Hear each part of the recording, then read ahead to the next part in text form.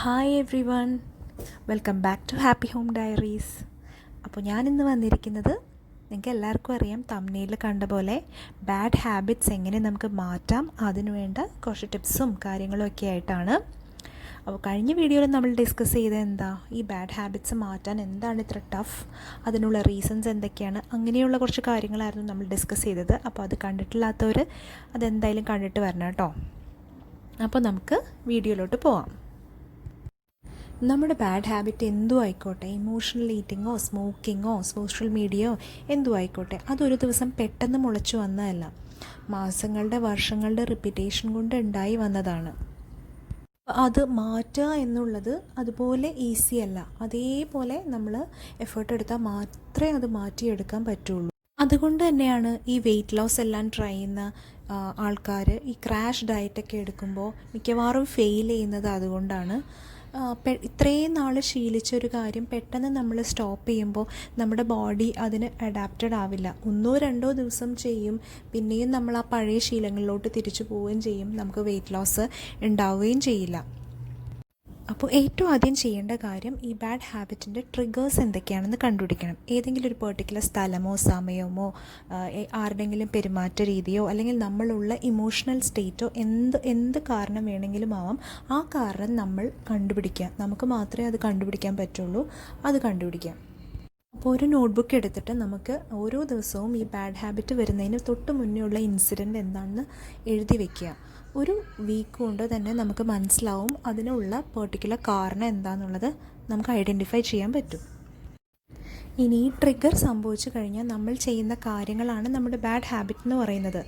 അതിനെയാണ് നമ്മൾ റുട്ടീൻ എന്ന് പറയുന്നത്. അപ്പോൾ ആ നമ്മൾ ചെയ്യുന്ന കാര്യങ്ങൾ എന്തൊക്കെയാണ് എന്നും നമ്മൾ മനസ്സിലാക്കി വെക്കുക. അത് കഴിഞ്ഞ് ഇത് ചെയ്ത് കഴിഞ്ഞ് നമുക്ക് കിട്ടുന്ന ഗുഡ് ഫീലിംഗ് എന്താണ്, അതാണ് അതിൻ്റെ റിവാർഡ്.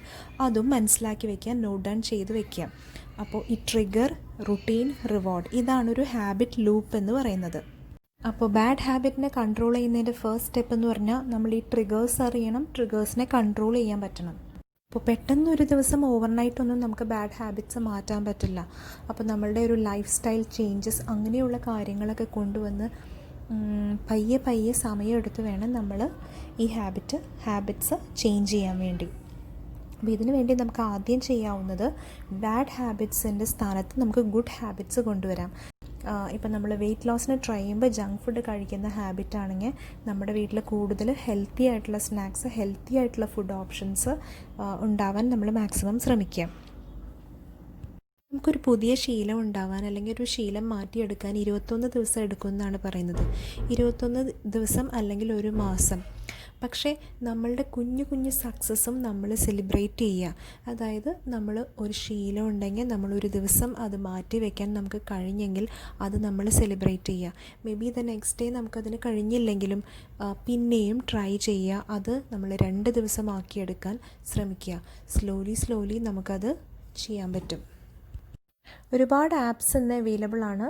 അപ്പോൾ നമ്മളൊരു പുതിയ ശീലം തുടങ്ങുമ്പോഴോ അല്ലെങ്കിൽ ഒരു ബാഡ് ഹാബിറ്റ് നിർത്താൻ ശ്രമിക്കുമ്പോഴോ ഈ ആപ്സ് എല്ലാം യൂസ് ചെയ്യുക.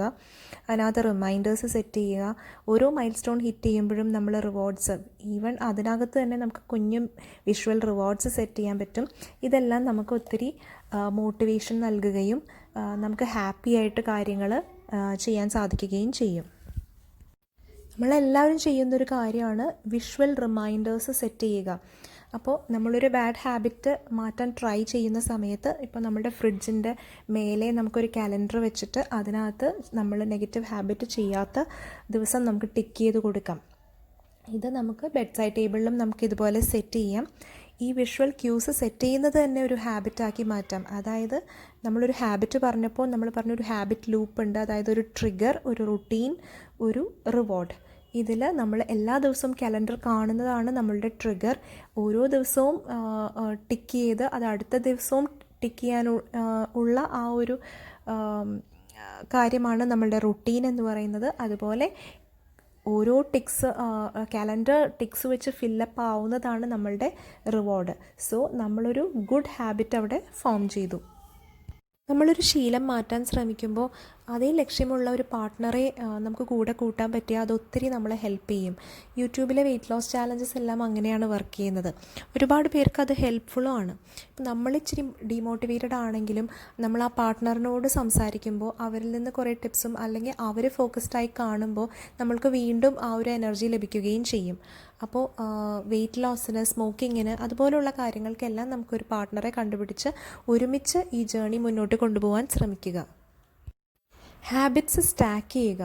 നമ്മളറിയാതെ തന്നെ കുഞ്ഞു കുഞ്ഞു ഹാബിറ്റ്സ് നമ്മൾ ഓരോന്നിന് പുറകെയായി നമ്മൾ ചെയ്തു പോകാറുണ്ട്. ഇപ്പോൾ രാവിലെ എണീറ്റ് ബ്രഷ് ചെയ്യുക, അത് കഴിഞ്ഞ് ഒരു ഗ്ലാസ് വെള്ളം കുടിക്കുക, അത് കഴിഞ്ഞ് കിച്ചണിൽ പോവുക, അങ്ങനെ ഒന്നിന് പുറകെ ഒന്നായിട്ടാണ് നമ്മൾ ചെയ്യുന്നത്.